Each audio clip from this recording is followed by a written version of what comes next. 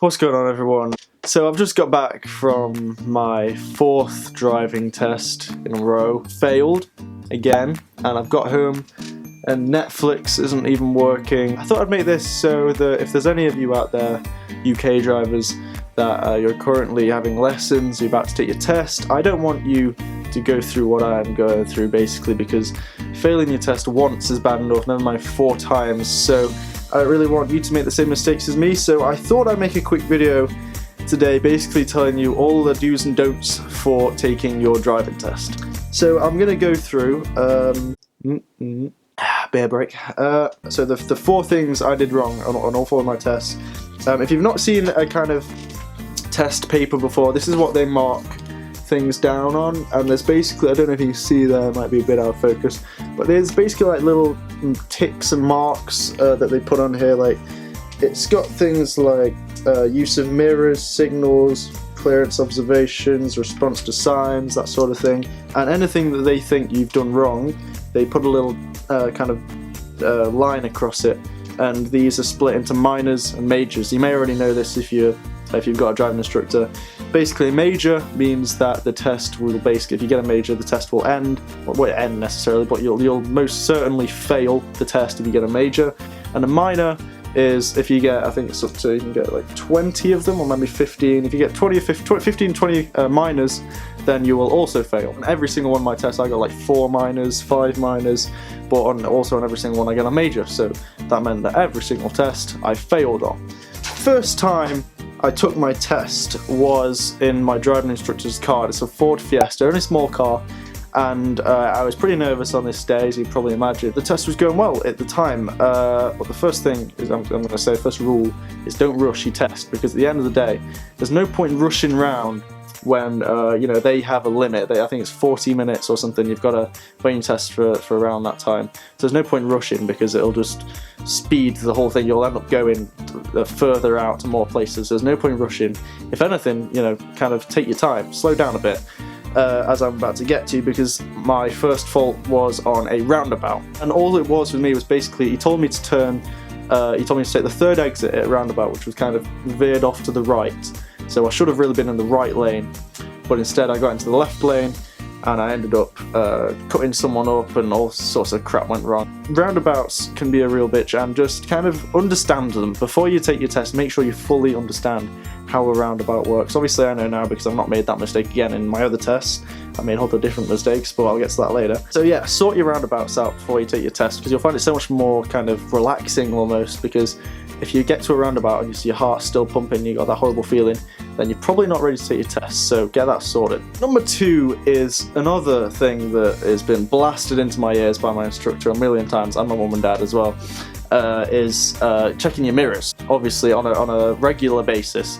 And I found out the hard way that if you don't check your mirrors, then it can land yourself in a pretty sticky situation. Basically, this one was on my 2nd test.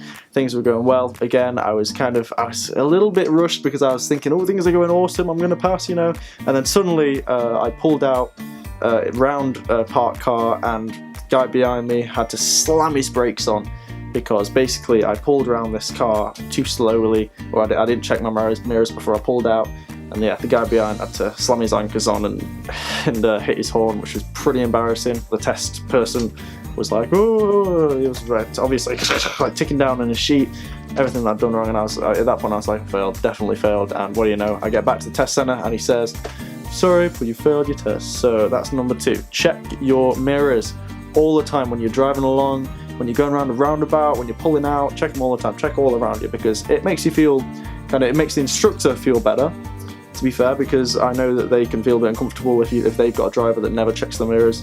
Chances are you're going to fail, because they want to have someone that's aware of what's going on around them. Okay, so moving on to number 3.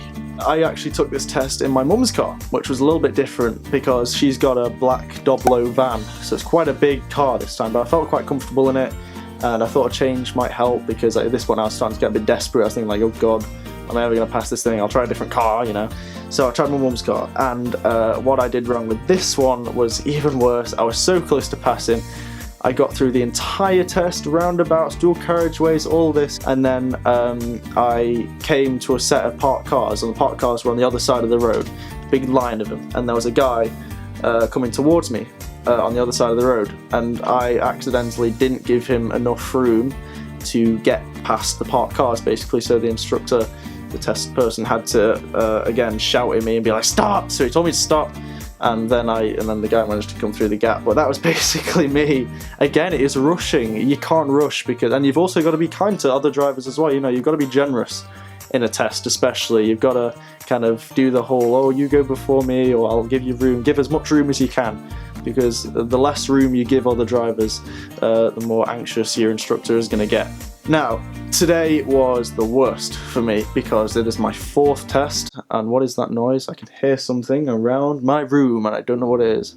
What the hell? Oh, it's my dog. I'll let her in. Come on, Foxy, you moaning dog. I wondered what that was.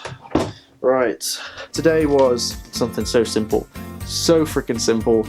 Again, got through the whole test. I thought it was fine. Honestly, 4th time in a row I was thinking I've got to pass this time. But you can't really think that. You've just got to concentrate through the test. And all I did wrong was I was reversing basically into a parking space, and I was checking this mirror here. If you can imagine you're in a car, check your left mirror, so you look down there, and then you check behind you as you're reversing. And because I was looking this way, I wasn't looking this way, so I wasn't looking what might have been driving past me. The test person basically didn't think that I was looking around me enough, is observational enough, more or less, and he was a bit worried because he thought that I couldn't see if there was a car coming, and in the car I might have hit another car, but it was a pain in the ass. So basically what that comes down to is just observation. You know, they want to see that you're observational. So it doesn't matter if you think you're observational, you think you're looking around, yeah, they want to be able to see it. And that is a really important thing, really. That is about it. That is my 4 tests that I've just given a rundown on there. Again, that's the thing that they show. You can probably search this up on Google, to be honest. There'll probably be a copy of it there. It will print out. So you can look through this before you take your test. That'll be a bit of a cheat. Make sure you're prepared. I'm sure you'll do fine. With me, I think it's just unlucky me, to be honest, and I lose concentration very easily, and I got a bit excited thinking, oh, I'm going to pass, it's getting to the end of the test now, you know.